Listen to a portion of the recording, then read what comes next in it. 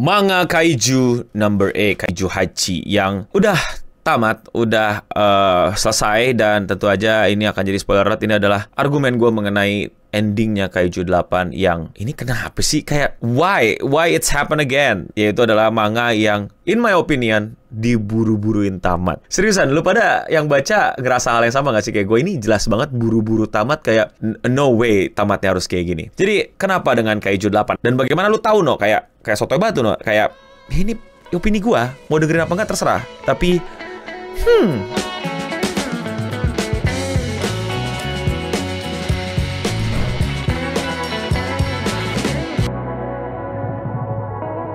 Kaiju Hachi, Kaiju 8, Kaiju 8 adalah sebuah manga yang gua nggak baca manganya, tapi gua nontonin animenya dulu. Dan menurut gua animenya di season 1 awal itu sangat-sangat bagus, sangat-sangat mendetail, sangat-sangat luar biasa, sangat-sangat menyenangkan hati gua sampai membuat gua pengen baca manganya. Dan keinginan gua untuk baca manganya aja daripada nonton animenya lebih diperkuat lagi dengan season 1-nya yang 3 episode menuju akhir season tuh kayak bener-bener apaan sih? Kayak beda banget, tiba-tiba jadi kayak ada kerasa gitu. Dan kalau nggak salah gua denger isunya ada pergantian sutradara dan tim dan lain-lain, jadi kerasa banget lah bedanya. Jadi ya udah, gue baca manganya aja dan ternyata kok gitu. Yes, manga udah tamat. Spoiler alert, nih gue bakal bahas detail manganya. Jadi kalau kalian belum baca dulu. Kalau kalian mau dengerin ya udah dengerin aja. Jadi menurut gue manganya kerasa banget dicepetin tamatnya. Gue nggak bilang pertarungannya jelek, gue nggak bilang pertarungannya itu kentang, gue nggak bilang pertarungan di endingnya itu jelek. Bagus, menyenangkan, sangat-sangat menggugah hati. Cuman yang jelek adalah world buildingnya. Kenapa gue bisa bilang begitu? Yang pertama adalah penjelasan mengenai Kaiju. Kaiju datang dari mana, dia ngapain, dia aslinya mau gimana dan lain-lain. Itu kayak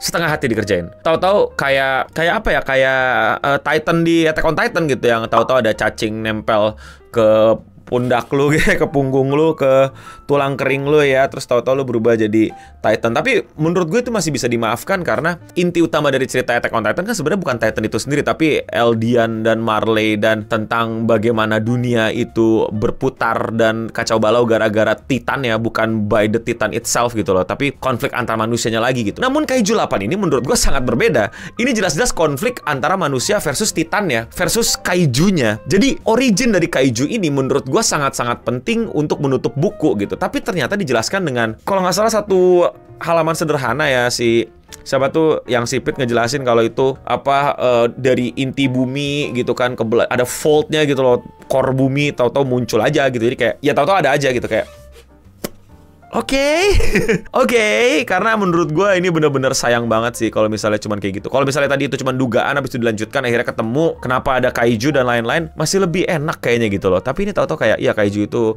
hewan dari inti bumi yang nyerap semua energi terus keluar ke permukaan. That's it.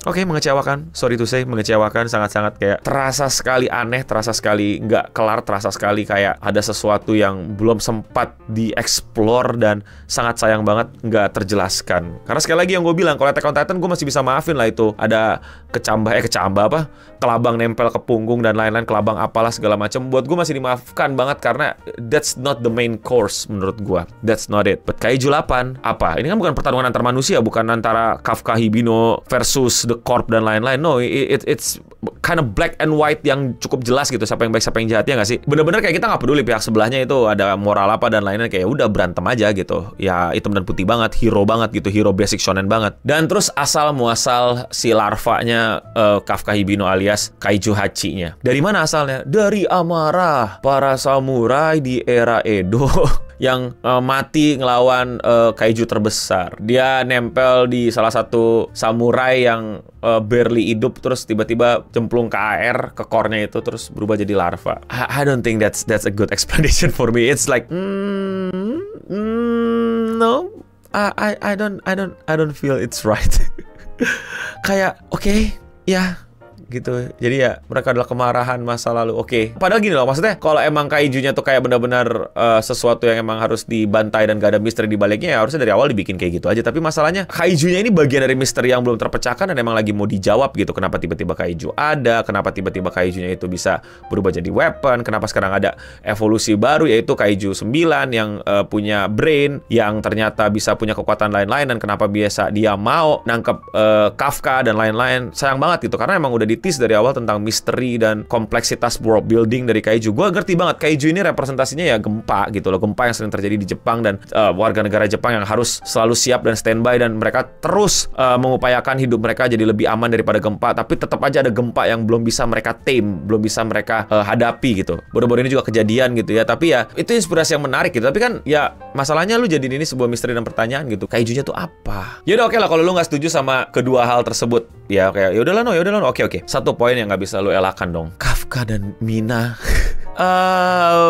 Kayaknya udah jelas lah perjuangan dia selama ini ya untuk bisa berdiri berdampingan dengan teman kecilnya yang selalu diulang-ulang, selalu di-repeat gitu loh. Kayak Naruto yang pengen jadi Hokage, Asta yang mau jadi Wizard King, dan lain-lain gitu. Tapi di ending nggak ke-resolve dengan baik, nggak kebawa ke cerita, ke menjadi apa gitu loh. Mereka menjadi apa, prok jadi apa, prok nggak ada gitu. Gue nggak berharap mereka pacaran atau nikah juga, cuma kayak resolve-nya gitu. Malah kita dikasih resolve yang kayak nanggung dan dipertanyakan lagi gitu. Gue tahu intinya kan waktu Kafka itu ditawarin lu mau balik jadi manusia, nggak, gue akan jadi weapon yang akan menjadi simbolisasi kemarahan kalian, gunain core ini.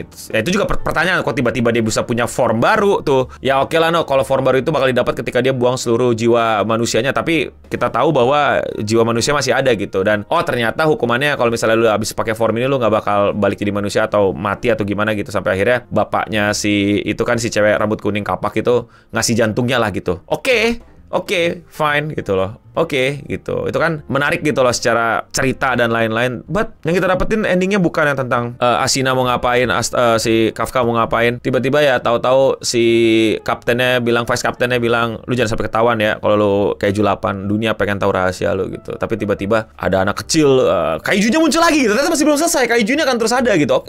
Oke lah, fine. Tapi kayak ganggu aja di kepala gue gitu. Terus akhirnya ada anak kecil gitu kan, anak kecil diselamatin gitu kan. Terus diam-diam ya, akulah kaiju 8 gitu kan, absolut sinema gitu. Gimana ya?